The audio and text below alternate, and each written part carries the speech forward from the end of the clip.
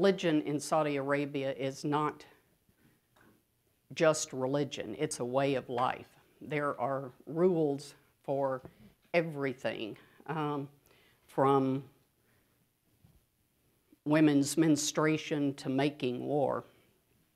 And people access or have these rules enforced upon them through the religious police who monitor the streets and make sure that you behave in ways that they approve of. When I was doing this book, I wore my long black abaya at all times because unlike in the late 70s when I started going there, and I would have walked the streets of Saudi Arabia dressed like this, you know, with visible legs and invisible arms.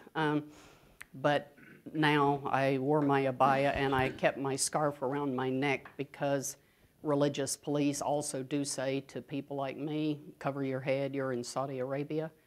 And so you pull your scarf up and cover your head. It's hard for us living in a secular society to imagine the pervasiveness of religion. Every airport, every office building, every school has rows of prayer rugs with the mark on which direction is Mecca so that you can pray in the airport, you can pray in your office building. In a hotel room, there's a little sign on the desk or somewhere in the room that tells you which direction to kneel and pray. And new cars, this is one of the jobs that are being given to poor women, making prayer rugs to put in new cars for complimentary from the auto salesman. But anywhere you are, in other words, you can pray. The schools are largely controlled by the religious because their real purpose is not, as unlike we are here teaching reading, writing, and arithmetic. Their purpose is to teach Islam and to teach the proper focus on Allah and the way to live and the path to paradise. So I went out one one weekend with a Saudi family. The man and wife were actually educated in the U.S. And they and their 3 children at 10 o'clock at night were doing the last prayer of the day in bright moonlight, all bowing and kneeling. And I'm sitting on a rug. And when it was over, the little 6-year-old boy came over to me and he said, "I need to teach you something." And I said, "Okay." And he said, "Do you know what to say when the angel of death comes?" And he could tell I didn't.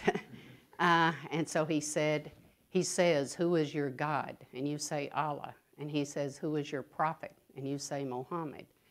"What is your religion?" And you say, "Islam." "What is your works?" And you say, "I heard and I believed." And Muslims believe that that this conversation occurs immediately after you're buried.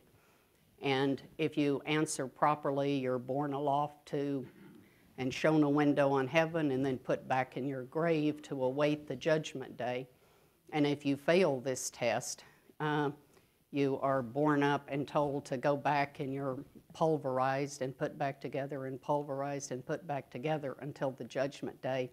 So this little boy wanted to save me, an infidel, from this terrible fate.